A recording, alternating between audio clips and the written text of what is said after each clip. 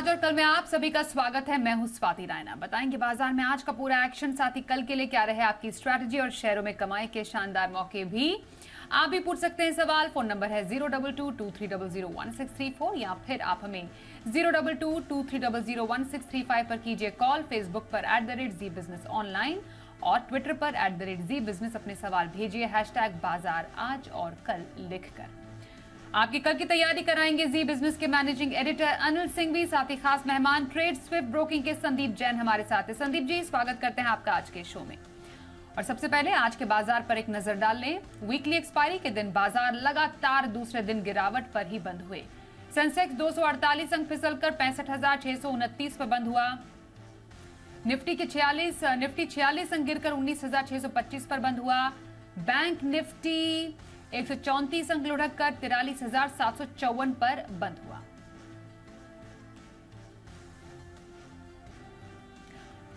और जी बिजनेस के managing editor Anil Singhvi बता रहे हैं बाजार में गिरावट की बड़ी वजहें क्या रही। भारतीय बाजारों में आज फिर से दिखा एक और कमजोरी भरा सेशन, और आज कमजोरी के लिए ज्यादातर वजहें दुनिया भर के बाजारों से यानी कि भारत के बाहर से आती हुई दिखी, और यह आई अमेरिका से। पहला, अमेरिकी बाजारों में अच्छा खासा नुकसान देखने को मिला। पहला कारण तो वहाँ था।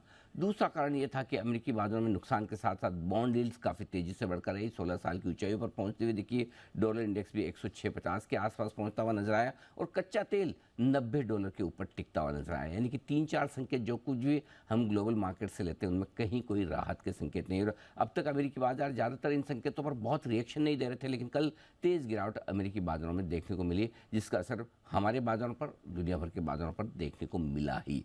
अब कमजोर शुरुआत होना तो तय था। लगभग 100-125 पॉइंट नीचे हम निफ्टी पर खुले भी, और उसके बाद बड़े इंपॉर्टेंट सपोर्ट लेवल के आसपास पहुंचे, जो कि 19,525 के आसपास था। और वहीं से सपोर्ट लेकर निफ्टी ने एक स्मार्ट रिकवरी भी दिखाई। करीबन 125-150 पॉइंट की रिकवरी होती दिखी। फाइनली 45 अंकों के नुकसान के साथ 19,600 से थोड़ा सा ऊपर बंद होने में कामयाब रहे।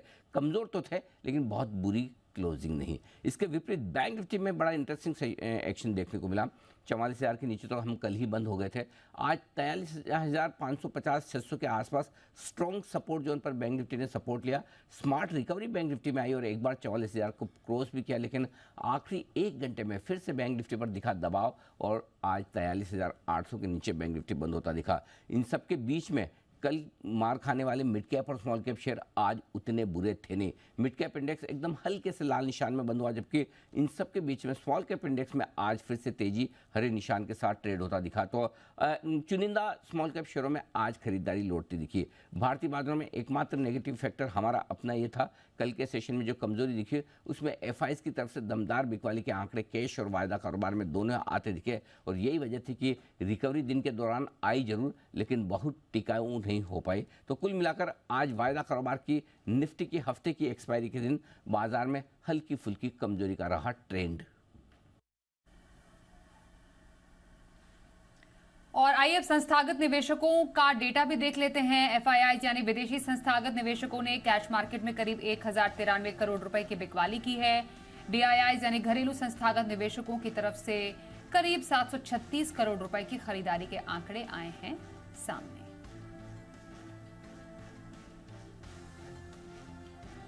और हमारे आज के खास एक्सपर्ट ट्रेड स्विफ्ट ब्रोकिंग के डायरेक्टर संदीप जैन हमारे साथ है। संदीप जी, बाजार पर आपकी क्या राय रहेगी, और फिलहाल अब आगे आपको क्या लगता है बाजार का कैसा ट्रेंड नजर आ रहा है? ये देखिए, बाजार में तो कहीं ना कहीं कॉशियस रहना चाहिए, क्योंकि ऊपर का लेवल जो है 19,800 850 वहां पे स्ट्रॉन्ग रेजिस्टेंस आ रहा है, प्रॉफिट बुकिंग आ रही है, एफआईआई नेगेटिव है ही है, क्रूड ऑयल तेज हो रहा है, करेंसी वीक हो रही है, यानी कि रूपी की बात कर रहे हैं हम, बॉन्ड यील्ड्स यूएस में गजब के तेज है, सारे नेगेटिव फैक्टर्स काफी सारे दिख रहे हैं। बट उसके बीच में इंडिया की रेजिलियंस इसलिए है कि इंडिया के जो अपने मैक्रोज है वो बढ़िया है, और साथ में स्मॉल कैप मिड कैप अच्छा कर रहे हैं, क्योंकि कहीं ना कहीं डोमेस्टिक इन्वेस्टमेंट्स, मतलब डोमेस्टिक इंस्टीट्यूशनल इन्वेस्टर्स के अलावा जो है चेन्नई इन्वेस्टमेंट्स है वो काफी मार्केट्स में आ रहे हैं। फिर एक और जो इम्पोर्टेंट जो फैक्टर है वो कहीं ना कहीं क्वार्टरली रिजल्ट्स है वो भी ठीक ठाक आ रहे हैं, इनफैक्ट बढ़िया ही आ रहे हैं। तो आईटी रिजल्ट्स के अलावा जो बाकी रिजल्ट्स आ रहे हैं, बजाज ऑटो के नंबर शानदार, ऑटो एक बहुत इंपॉर्टेंट सेक्टर होता है, और इंडिया में ऑटो इंसिलरी सेक्टर अच्छा चल ही रहा है, एक आउट परफॉर्मर रहा पूरे रैली में। सो आई फील कि देखिए बहुत ज्यादा भी डरना नहीं है, बट कॉशियस रहना है एट द सेम टाइम, क्योंकि ऊपर के लेवल से प्रॉफिट बुकिंग आती है और नीचे के लेवल से बाइंग भी आती है। तो देखते हैं कैसा क्या रहता है, बट लाइट रहना ज्यादा समझदारी रहेगी, लिवरेज पोजीशन कम रहेगी, वो ज्यादा समझदारी रहेगी। तो ये रही राय संदीप जी की बाजार पर। संदीप जी, हफ्ते भर का नजरिया इस बाजार में कौन से स्टॉक पे रखा जा सकता है फिर? बिल्कुल, ग्लोबल क्यूज तो देखिए है ही है, जियोपॉलिटिकल टेंशन सारी चीजें है ही है, बट फिर भी मुझे ऐसा लगता है कि हम तो बाइंग की राय ही देंगे। और ग्लोबल पोजिशनल पिक के तौर पे जो स्टॉक है वो 845 के लेवल्स पे चल रहा है, राजरत्न ग्लोबल वायर्स, जिसका मैं 890 910 का टारगेट दूंगा और 810 का स्टॉप लॉस। ये एक मेरा जेम स्टॉक भी रहा हुआ है और बढ़िया स्टॉक है, और वायर्स एंड केबल्स वाले स्टॉक अच्छा कर रहे हैं। मुझे लगता है कि positionally this stock can do well. Rajratna global wire पर पोजिशनल व्यू रखने की सलाह आई है हमारे आज के एक्सपर्ट संदीप जैन की तरफ से। संदीप जी, अब जरा लॉन्ग टर्म के नजरिए की भी बात कर ले, लंबी अवधि में कौन सा स्टॉक है आपको पसंद? बिल्कुल, एक बेहतरीन quality stock, one of my favourites, और इस शो का I think most recommended stock होगा वो है AIA engineering. Ahmedabad induction alloys का नाम हुआ करता था, और AIA इंजीनियरिंग 1905 में IPO आया था। एक बहुत पुरानी कंपनी और फैंटास्टिक कंपनी। इनफैक्ट मैंने इस शो में कम से कम 5वीं या 6ठी बार ये रेकमेंड कर रहा हूँ, हर बार टारगेट अचीव होता है और फंडामेंटल्स एक्स्ट्राऑर्डिनरी, हर क्वार्टर बढ़िया से बढ़िया आ रहा है। तो यही एक सबसे बढ़िया चीज मुझे इस कंपनी की लगी है। देखिए, आप स्ट्रॉन्ग प्रोमोटर बैकग्राउंड जब होता है 1979 से, जैसा मैंने कहा कि कार्यरत है, अहमदाबाद बेस्ड कंपनी, अहमदाबाद जब नाम आ रहा है, और सेकेंड लार्जेस्ट हाईक्रोम कास्टिंग का प्रोड्यूसर है in the world, which is like a very big thing. तो ये बेसिकली डिजाइनिंग, डेवलपिंग, मैन्युफैक्चरिंग करते हैं और एब्रेशन और कोरोजन रेजिस्टेंट कास्टिंग्स की। तो यानी कि एक बहुत बढ़िया सेक्टर में ये कंपनी है, और टेक्निकल कोलैबोरेशन इनकी बाहर की कंपनियों से भी है, बेल्जियम की कंपनियों से। और प्रोडक्ट्स का मैंने बताया, और एक्सपोर्ट्स से मेजर रेवेन्यूज आता, 79% के लगभग रेवेन्यूज आता था। और ओवरऑल मुझे लगता है कि जो कंपनी का फंडामेंटल्स है वो और बढ़िया है। मतलब 29 के पी मल्टीपल पे मुझे स्टॉक बहुत महंगा नहीं लगता है, क्योंकि return on capital employed 25%, return on equity 20%, पिछले 3 साल की प्रॉफिट की अगर 23%, एक बड़े बेस पे 33,000 करोड़ की कंपनी वो अगर 23% से ग्रो करती है, और सेल्स भी 18% से, मतलब दोनों साथ साथ चल रहा है, और अच्छा operating profit margin. In fact last quarter में हाईएस्ट एवर जून के क्वार्टर में ऑपरेटिंग प्रॉफिट मार्जिन आए हैं 28% के। तो ऐसे ऑपरेटिंग प्रॉफिट मार्जिन वाली कंपनी, और हाईएस्ट एवर क्वार्टरली प्रॉफिट्स भी TTM बेसिस पे, एनुअलाइज प्रॉफिट्स भी आए हैं करीब 1138 करोड़, और 5,000 करोड़ के ऊपर टॉप लाइन पहुंच गया है। तो इस तरीके का TTM बेसिस की मैं बात कर रहा हूं। और जून 2022 में 191 करोड़ का क्वार्टरली प्रॉफिट था, उसके सामने 273 करोड़ का प्रॉफिट। तो पिछले 4-5 क्वार्टर एक्स्ट्राऑर्डिनरी गए, और हर क्वार्टर ऑन क्वार्टर बहुत बढ़िया कर रही है कंपनी। और इसी सब की वजह से, यही सारे रीजन है कि FIIs DIIs का गजब का भरोसा है। देखिए, प्रोमोटर्स तो IIT बैकग्राउंड से है ही है, और जब ऐसे प्रोमोटर्स होते हैं और 59% उनकी होल्डिंग है, तो आप देखिए बाकी जो FIIs है, बहुत रिनाउंड FIIs, उसमें 18.5-19% उनकी है, 21% करीब DIIs की है। तो पब्लिक के हाथ में बहुत कम स्टॉक्स हैं, और सिर्फ 3% के लगभग पब्लिक शेयर होल्डिंग में है। मुझे लगता है कि ये स्टॉक बहुत बढ़िया कर सकता है, और आराम से 4050 से लेकर 4090 का टारगेट के लिए स्टॉक को रखना है। AI इंजीनियरिंग में लॉन्ग टर्म खरीदारी की सलाह। एक बार पोजिशनल व्यू का स्टॉक, उसके टारगेट और स्टॉप लॉस रिपीट कर देंगे संदीप जी? या बिल्कुल, राजरत्न ग्लोबल वायर दिया था 890 910 का टारगेट और 810 का स्टॉप लॉस, और इसकी जो क्लोजिंग प्राइस थी वो 845। बिल्कुल सर। तो ये रहे अब तक के 2 पिक्स संदीप जैन के तरफ से। आइए अब आगे बढ़ते हैं और बात करते हैं हमारे पहले कॉलर से। हमारे साथ कोलकाता से आदित्य जी हैं। नमस्कार, बताइए कौन सा स्टॉक आपके पास है? नमस्कार मैम, मैं आदित्य हेला बोल रहा हूँ कोलकाता से। मेरे पास DLF इंटरनेशनल का शेयर है 3000, और एवरेज कॉस्ट प्राइस है 149। आपने DLF बोला है?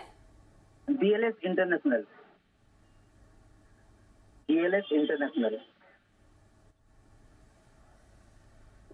ओके, बिल्कुल सर, कैसा लगता है आपको ये स्टॉक?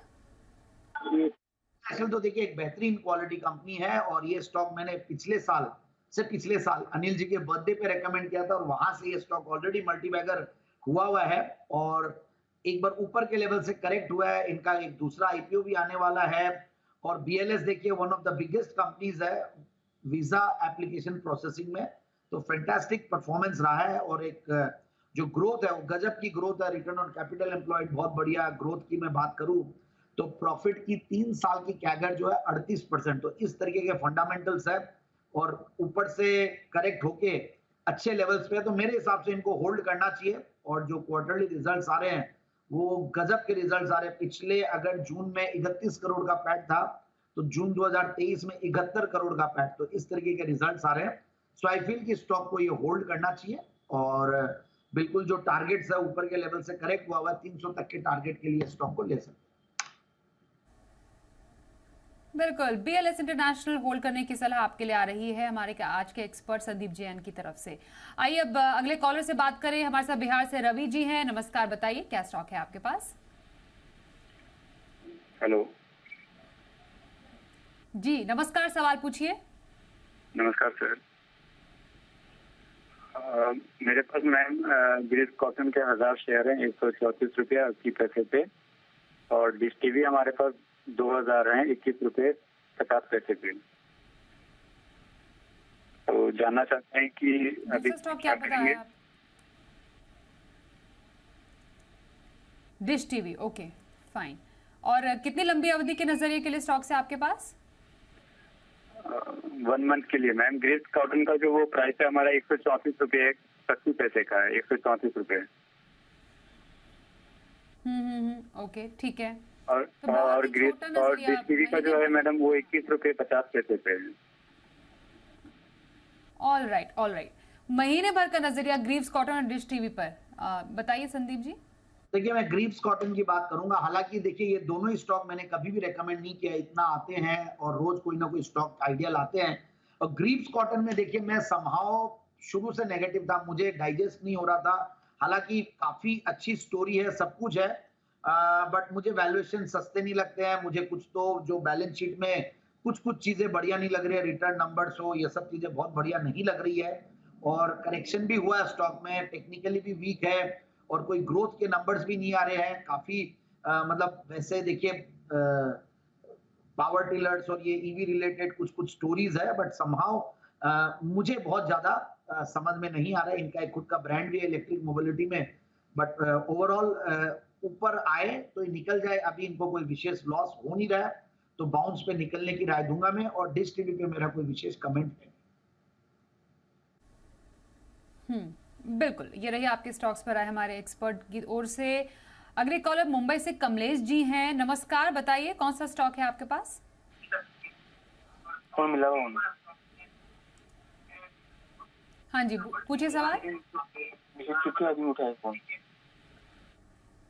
कमलेश जी, आपका ना टीवी वॉल्यूम ऑन है, उसको प्लीज बंद कर दीजिए और आप फोन लाइन पर लाइव हैं।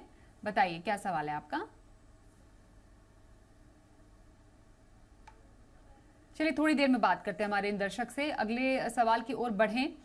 नासिक से कैलाश पाटिल साहब का सवाल हमारे पास है। पॉलीकैब 5 शेयर है, 1811 की खरीद इस स्टॉक पर है इनकी। क्या व्यू रखते हैं संदीप जी आप इस स्टॉक में? नहीं बिल्कुल बधाइयां इनको, और ये जरूर से जी बिजनेस को रेगुलरली देखते हैं, इनको अच्छा पैसा बना है। और ये स्टॉक में 800 के लेवल से रेकमेंड करते हुए आ रहा हूं, और जब ये कोरोना के बाद की बात कर रहा हूं मैं, अब 3 साल भी हो गए उस बात को, और एक्स्ट्रा ऑर्डिनरी परफॉर्मेंस स्टॉक का रहा है। और आप देखिए गजब के क्वार्टरली रिजल्ट्स आए हैं। सितंबर क्वार्टर का रिजल्ट भी देखिए तो तोड़फोड़ रिजल्ट बोलूंगा। 271 करोड़ के पैट के सामने 430 करोड़ का पैट था क्वार्टरली, और हाईएस्ट एवर टीटीएम बेसिस पे प्रॉफिट्स कंपनी ने कमाया है। तो मुझे समाओ ये स्टॉक बढ़िया लगता है, और बधाइयां, ये अच्छा खासा होल्ड करके रखे। हालांकि 5 ही शेयर है, बट ठीक है, जैसा भी है, जो पोर्टफोलियो का साइज है उसके हिसाब से प्रोपोर्शन जरूर से ये चेक करें।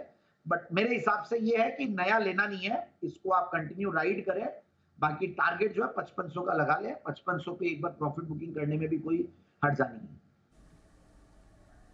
तो पॉलीकैब में बने रहने की आपके लिए सलाह आ रही है हमारे आज के एक्सपर्ट संदीप जी की ओर से। अगले कॉलर हैदराबाद से सुरेंद्र जी हमारे साथ हैं। नमस्कार, बताइए क्या सवाल है आपका? मैडम नमस्कार। संदीप जी को भी नमस्कार। मैं उनका बहुत बड़ा फैन हूँ। उनका जेम्स के लिए मैं सुबह सुबह यही बिजनेस पे देखता हूँ। थैंक यू मेरा सर। सवाल ये है, बहुत बढ़िया। मेरे पास सिंफनी 50 शेयर्स है और मैंने वो मार्च में खरीदा है 1032 और अभी तो जब से मैंने खरीदा है तो it is down on totally. Okay, बिल्कुल। तो क्या सजेस्ट करेंगे संदीप जी ने आप सिम्फनी में? हाँ बिल्कुल, देखिए इस स्टॉक में तो हम भी गलत ही पढ़ रहे हैं, विशेष वो नहीं है। बहुत बढ़िया लग रही थी चीजें बट ओवरऑल, और ये सेक्टर भी बहुत बढ़िया लगता है बट वैल्यूएशंस महंगे थे और इसलिए जब आपके रिजल्ट्स नहीं आते हैं कि सेल्स की ग्रोथ, प्रॉफिट की ग्रोथ नहीं रही है, ये एक रीजन रहा कि ऊपर के लेवल से अच्छा खासा करेक्ट किया। बट अब ऐसा लगता है मुझे कि इन लेवल्स पे सपोर्ट लेना चाहिए कहीं ना कहीं और स्टॉक का मतलब बने रहे, क्योंकि रिजल्ट्स वीक आने की वजह से करेक्शन जितना देखना था वो देख लिया। अब कहीं ना कहीं ये एक मल्टीपल बॉटम्स, अगर टेक्निकली देखूं मैं चार्ट्स पे तो मल्टीपल बॉटम्स के आसपास पहुंच गया है। तो रिस्क रिवॉर्ड रेशियो ऐसा लगता है कि बहुत ज्यादा बुरा नहीं है, अब कहीं ना कहीं ऊपर आना चाहिए। So that's why I feel ये कंटिन्यू करे, होल्ड करे और हो सकता है कि 950 के लेवल्स पे ये थोड़ा प्रॉफिट बुकिंग करने की सोचे या एग्जिट लेने की सोचे। बिल्कुल। तो रही आपके लिए राय आपके स्टॉक सिम्फनी पर। कल के बाजार पर क्या रखें, खास स्ट्रैटेजी और बाजार के लिए अहम संकेत अब समझते हैं अनिल जी से। जहां तक कल के बाजारों का सवाल है, अंतर्राष्ट्रीय बाजारों से ढेर सारे संकेत हमें लेने हैं।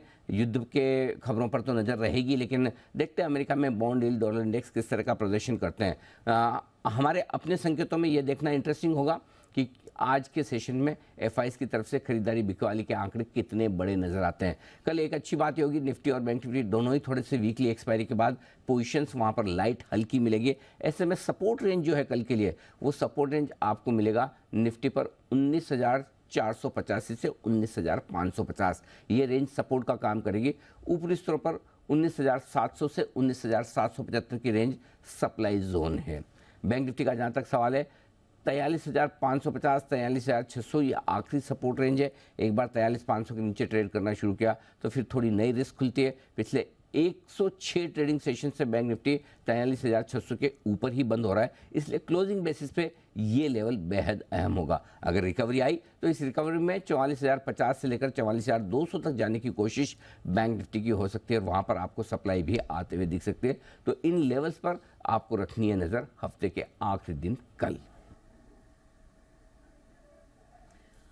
आइए अब कल के बाजार पर क्या रखनी है आपको खास स्ट्रैटेजी समझते हैं हमारे आज के एक्सपर्ट संदीप जी से। संदीप जी, इवेंटफुल हफ्ता रहा है, अब हफ्ते का आखिरी दिन कल, तो कल के बाजार पर आपको कौन से स्टॉक में खास स्ट्रैटेजी रखने की सलाह लग रही है? बिल्कुल, देखिए आज अल्ट्राटेक सीमेंट के रिजल्ट्स बहुत बढ़िया है, मार्केट बंद होते होते और बढ़िया रिएक्शन भी था मार्केट का, सीमेंट स्टॉक्स भी अच्छा परफॉर्म कर रहे थे। तो वैसी एक ग्रासिम इंडस्ट्रीज लिमिटेड है जो कि मैं रेकमेंड करना चाहूंगा। 1966 पे बंद हुआ है, 2010-2030 का टारगेट, 1945 का स्टॉप लॉस। बिल्कुल, तो इंट्राडे के तौर पर ग्रासिम पसंद है संदीप जी को, उस पे वो खरीदारी की राय दे रहे हैं। आइए अब देखते हैं कल का ऑप्शन।